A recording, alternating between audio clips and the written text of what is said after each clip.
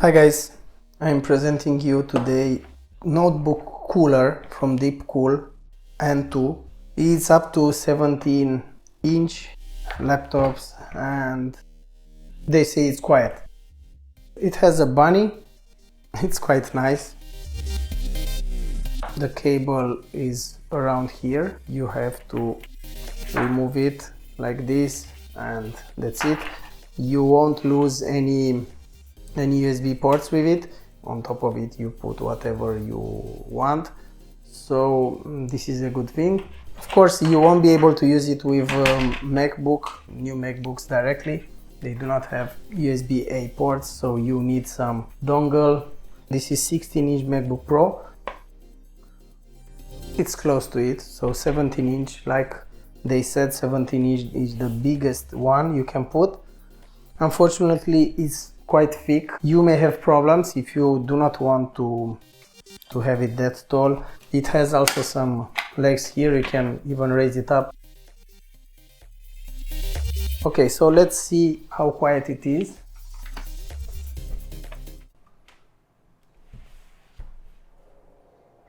If you lift it up, you can hear the noise.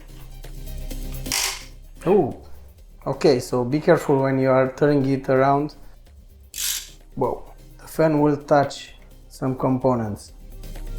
So like this, you can hear it.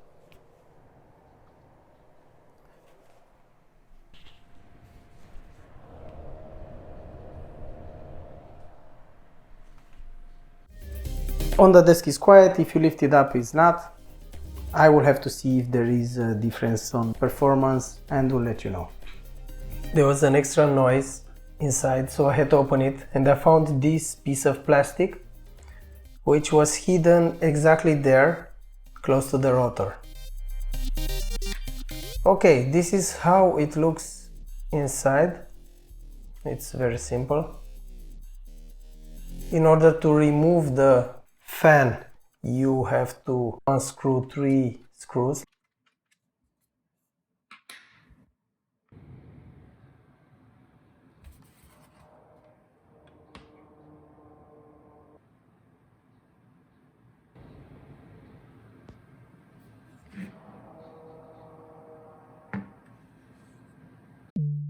The upper part is metal and that's it.